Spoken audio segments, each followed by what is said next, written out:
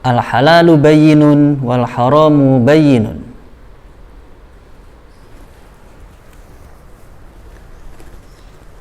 Assalamualaikum warahmatullahi wabarakatuh. Bismillahirrahmanirrahim. Alhamdulillahirabbil alamin wassalatu wassalamu ala asyrafil anbiya'i wal mursalin sayyidina Muhammadin wa ala alihi wa ashabihi ajma'in. Amma ba'd. Alhamdulillahirabbil alamin. Selamat pagi anak-anak sekalian kelas 6 yang berbahagia di rumah. Semoga kalian bersama keluarga di rumah selalu senantiasa dalam keadaan sehat walafiat. Amin ya rabbal alamin. Pagi ini kita akan mempelajari pelajaran fikih ya, untuk fikih kelas 6. Untuk itu sebelumnya silakan dipersiapkan dulu buku paketnya, alat tulisnya dan lain sebagainya. Dan sebelumnya kita berdoa bersama, baca ta'awudz dan basmalah ya, untuk mengawali belajar kita pagi hari ini. A'udzu billahi minasy syaithanir rajim. Bismillahirrahmanirrahim. Ya, alhamdulillah. Ya, semoga belajar kita selalu diberikan kefahaman sehingga bermanfaat, berbarokah bagi kita semuanya. Amin ya rabbal alamin. Selanjutnya anak-anakku sekalian, silahkan dibuka untuk materi kita pagi hari ini, meneruskan bab yang minggu kemarin ya. Kemarin masih mengenai jual beli di dalam Islam ya. Silahkan kalian buka untuk halaman 50 ya, halaman 50, halaman 51 ya. Membedakan jual beli yang diperbolehkan dan yang dilarang ya. Untuk sebelumnya kemarin sudah kita bahas mengenai pengertian jual beli, rukunnya, syarat-syarat sahnya sudah kita bahas semuanya. Sekarang kita membahas perbedaan ya, ataupun membedakan jual beli yang diperbolehkan dan yang dilarang di dalam agama Islam ya. Sebagaimana kita tahu bahwasanya yang namanya jual beli adalah hukumnya halal atau boleh ya, mubah, itu menurut kesepakatan para ulama. Akan tetapi ya, di dalam perjalanannya jual beli ini kadang-kadang terjadi yang menyimpang dengan syariat agama Islam ya. Jadi kadang-kadang yang tadinya diperbolehkan, kalaupun yang menyimpang itu otomatis apa? Ya dilarang ya, dilarang di dalam Islam. Begitu ya. Di dalam buku paket ya, di situ kalian lihat disebutkan di dalam surah Al-Baqarah ayat 275. Ya, di situ menerangkan mengenai apa? Jual beli yang dilarang ya. Di situ mengenai memakan riba, ya, jual beli yang dilarang di situ. Ya, bisa kalian fahami. Terus selanjutnya di halaman selanjutnya bisa kalian lihat barang-barang yang diperjualbelikan ya, itu tidak boleh dari barang-barang yang bisa merusak, menimbulkan kerusakan atau menimbulkan madharat baik kepada pembeli maupun penjualnya sendiri ya. Kalaupun barang-barang yang diperjualbelikan itu yang membahayakan, madharat istilahnya ya, ataupun yang menimbulkan kerusakan, baik itu kerusakan itu pada dirinya sendiri ya. Dirinya sendiri itu berarti kepada penjualnya ya, atau kepada orang lain pembelinya, maka itu adalah yang dilarang di dalam Islam ya. Untuk lebih jelasnya kita bahas bersama. Di situ ada jual beli yang dilarang, antaranya sebagai berikut di situ. Yang pertama, dilarang karena memperjualbelikan barang-barang yang tidak boleh diperjualbelikan, menjual barang yang memang dilarang. Misalnya barang yang najis dan makanan yang membahayakan kesehatan ya. Jadi kita tidak boleh menjual barang yang najis. Jadi misalkan ada peternak begitu ya, ada peternak ayam misalkan, tidak boleh menjual kotorannya, kotoran ayam tersebut, tidak boleh. Bolehnya bagaimana? Bolehnya kita memanfaatkan kotoran ayam tersebut, ya, boleh kita ambil. Lah nanti untuk mengganti uangnya itu atas nama apa? Uang lelahnya dia untuk mengumpulkan kotoran tersebut, ya, sebagai ganti uang lelahnya. Bukan arti kita membeli, bukan. Kalau membeli kita tidak boleh. Atau makanan-makanan yang membahayakan kesehatan, ya, misalkan apa? Ya, misalkan menjual makanan yang sudah kedaluarsa, misalkan, ya, tidak boleh, membahayakan. Itu namanya menjual belikan barang yang membahayakan. Yang kedua dilarang juga, yaitu karena riba. Misalnya menjual barang dengan harga yang lebih mahal dengan sistem kredit atau cicilan, ya, ini perlu diperhatikan, ya. Jadi misalkan ada seseorang yang memperjualbelikan suatu barang begitu, ya, terus di situ ada perjanjiannya. Kalau dibeli sekarang dengan harga sekian, kalau dibeli besok dengan harga beda lagi, ya, tuh sistem yang begitu itu. Yang ketiga dilarang karena samar-samar. Maksudnya bagaimana? Maksudnya barang yang dijual itu masih belum kelihatan atau tidak jelas. Contohnya, ya, di situ dicontohkan juga jual beli anak hewan yang masih dalam kandungan, ya. Jadi misalkan menjual anak hewan, anak kambing misalkan, yang masih di dalam kandungan induknya, nah, tidak boleh karena itu belum jelas. Atau juga menjual beli buah yang belum masak, juga tidak boleh. Misalkan membeli pohon mangga yang masih dalam keadaan masih berbunga, masih bunganya itu loh, ya. Jadi belum wujud buahnya, tidak boleh gitu, ya. Misalkan ini pohon saya ini bakal buahnya sampean beli misalkan, ya, padahal itu dalam keadaan masih bunga, belum buah, tidak boleh. Atau misal contoh lagi, menjual ikan yang ada di dalam kolam misalkan, juga tidak boleh kalau memang belum jelas seberapa wujudnya ikan tersebut. Itu namanya menjual barang-barang yang masih samar. Yang keempat dilarang juga, yaitu karena bersyarat, ya. Jadi misalkan membeli sesuatu karena ada syaratnya, atau menjual sesuatu karena ada syaratnya. Dicontohkan di situ, Joko akan membeli ayam Jono ketika ia menemukan uang di jalan. Nah, jadi ada ketikanya di situ, ya, bersyarat. Yang kelima, dilarang karena menipu atau curang. Misalnya jual beli barang yang sudah dibeli orang lain atau menawar barang yang sudah ditawar oleh orang lain. Tidak boleh, ya. Jadi kita kalaupun sama-sama pembeli misalkan, kalaupun barang itu sudah ditawar oleh orang lain, maka tidak boleh kita tawar lagi. Misalkan kita tawar yang lebih tinggi misalkan, ya jangan, ya, tidak boleh, karena itu sudah menjadi haknya, atau itu sudah masuk kepada khiyarnya si penjual dan pembeli yang sebelum kita. Nah, bagaimana jalannya atau yang kita diperbolehkan? Ya kita tunggu dulu penjual dan pembeli itu bagaimana meneruskan atau tidak jual belinya.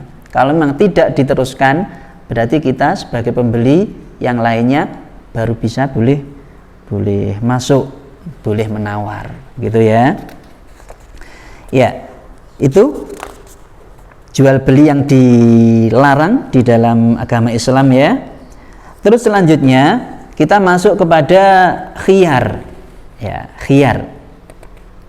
Sebagaimana kita tahu, jual beli ya, tujuannya adalah yaitu antara si penjual dan pembeli itu bisa terpenuhi kebutuhannya atau bisa saling rela dan merelakan.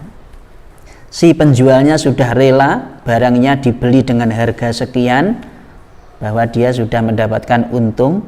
Si pembeli juga sudah rela, sudah suka dengan barang yang dia beli dengan harga yang sekian itu, sudah bisa memenuhi kebutuhannya. Ya, itu khiyar ya.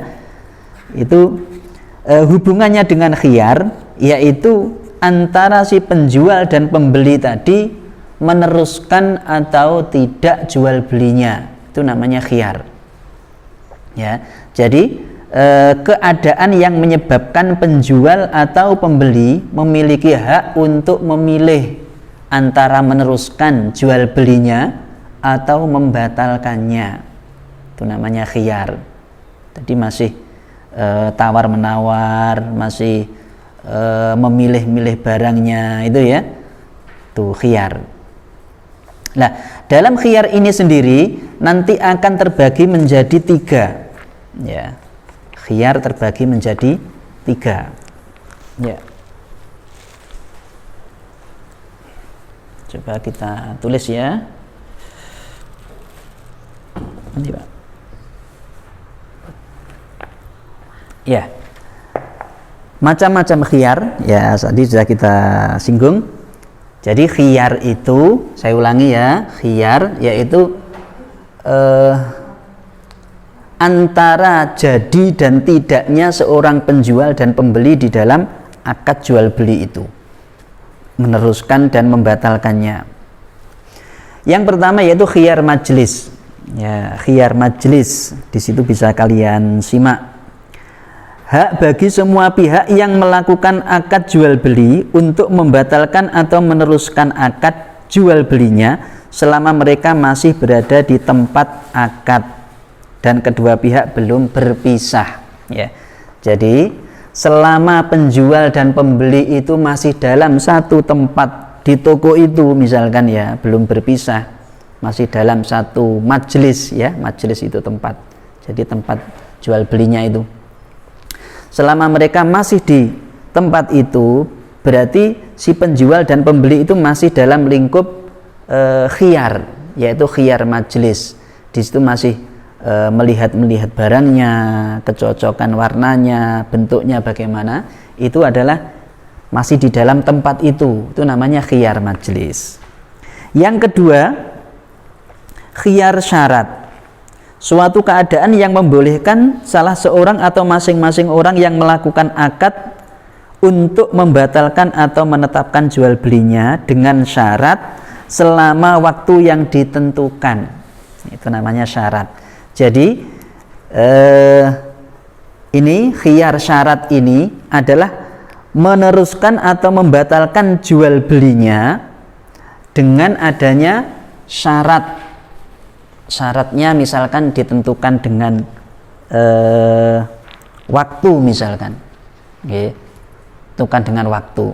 Misalkan begini, ada seseorang membeli baju di pasar begitu ya, misalkan kebetulan baju seragam di situ.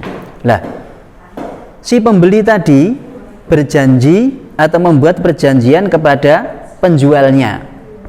Bagaimana janjinya? Begini, baju ini saya bawa dulu, saya beli, saya bawa, saya bawa pulang ini, nanti akan biar dicoba dulu anaknya pas apa tidak. Kalau pas berarti jadi dibeli, kalau tidak pas berarti saya kembalikan, ditukarkan dengan yang lebih besar. Oh iya boleh, ya gitu ya contohnya ya. Berarti itu kesepakatan antara penjual dan pembeli untuk meneruskan jual belinya. Kalau bajunya tadi pas berarti ya nggak dikembalikan, sudah pas berarti ya tidak. Kalau tidak pas berarti dikembalikan lagi ya. Selama itu ya, selama perjanjian misalkan minjing kula mriki malih misalkan, besok kesini lagi dikembalikan atau tidaknya. Nah itu namanya khiyar syarat.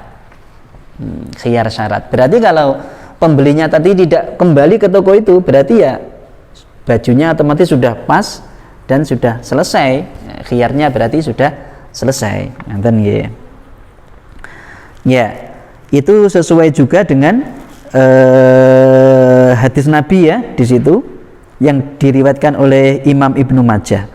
Anta fi kulli sil'atin ibta'taha bil khiyari thalathata layalin. Engkau boleh berkhiyar pada semua barang yang telah engkau beli selama 3 hari 3 malam. Ya, ini maksimal ya, maksimal 3 hari 3 malam. Jangan sampai lebih gitu. Membuat perjanjian khiyar di situ ternyata sampai 10 hari atau bahkan lebih. Ya, itu namanya sudah keluar dari batasan khiyar. Kalau menurut hadis Nabi ini 3 hari 3 malam. Sebelum 3 hari 3 malam itu seharusnya sudah diputuskan dan sudah memberi kabar misalkan kepada penjualnya, gitu ya. Yang ketiga adalah khiyar aibi. Khiyar aibi ini diambil dari aib. Aib itu apa? Ya, aib itu ya keburukan atau kejelekan. Aib. Memilih tetap atau membatalkan jual beli karena ada cacat atau kerusakan pada barang yang tidak kelihatan pada saat ijab qabul. Gitu ya. Khiyar aibi namanya. Jadi begini. Misalkan tadi membeli baju tadi, ya, contohnya sama. Membeli baju tadi sudah cocok, harganya cocok, warnanya cocok. Oh iya, ini saya beli. Ya. Setelah sampai di rumah ternyata baju tadi ada kerusakannya, gitu. Ada robeknya atau misalkan ada cat misalkan atau apa gitu ya. Berarti itu apa? Berarti ada aibnya, ada kerusakan di situ. Nah, maka kalau begitu itu adalah boleh dikembalikan lagi, boleh dikembalikan, karena itu merupakan masih dalam waktu khiyar, antara penjual dan pembeli masih dalam waktu khiyar. Jadi boleh dikembalikan lagi, boleh. Kalaupun barang yang diterima oleh si pembeli tidak sesuai dengan perjanjiannya atau semestinya, begitu ya. Di situ mengenai khiyar aibi ini juga ada dalilnya, yaitu hadis riwayat Imam Abu Dawud di situ ya. Bisa kalian baca di situ. Ini langsung coba kita baca artinya. Dari Aisyah radhiyallahu anha berkata bahwasanya seorang laki-laki telah membeli seorang budak. Budak itu tinggal beberapa lama dengan dia. Kemudian kedapatan bahwa budak itu ada cacatnya. Terus dia angkat perkara itu di hadapan Rasulullah SAW. Putusan dari beliau, budak itu dikembalikan kepada si penjualnya. Gitu ya. Berarti membeli sesuatu sudah beberapa hari kok baru kelihatan cacatnya. Itu boleh dikembalikan. Boleh dikembalikan. Ini. Dah, bisa kalian pahami ya, ada 3 ini macam-macam khiyar. Terus selanjutnya, ini sudah selesai pelajaran kita. Untuk tugas hari ini silahkan kalian pahami, di situ ada kisah mu'assirah, cerita bermakna. Itu juga mengenai jual beli ya, mengenai jual beli di situ. Kalian bisa memahaminya. Terus jangan lupa juga untuk membaca khulasahnya, rangkumannya. Kalian baca lagi di situ. Ada 8 nomor ya, agak banyak ini jual beli ini. Terus untuk tugasnya hari ini, silahkan kalian untuk tugas yang pertama ini adalah halaman 57, 58 ya. Di situ ada lu'bah atau permainan, silahkan dikerjakan ya. Di situ itu dikerjakan di buku paket saja, yang itu ya, dikerjakan di buku paket. Jadi kamu langsung menulis hanya sedikit itu ya. Terus untuk yang dikerjakan di buku tugas yaitu halaman 59. Halaman 59 di situ ada sampai rum B ya. Ya. kamu kerjakan sampai halaman 61. Yang room 1 kalian tulis jawabannya saja pakai narasi ya. Terus yang room B juga dikerjakan di buku tugas. Di buku tugas ya, jangan lupa. Jadi sampai A dan B saja. Kiranya itu ya pelajaran kita hari ini. Semoga kita mendapatkan kefahaman sehingga bisa memahami pelajaran kita hari ini. Amin ya rabbal alamin. Demikian dari Pak Aziz. Semoga kalian tetap sehat bersama keluarga di rumah. Terima kasih. Assalamualaikum warahmatullahi wabarakatuh.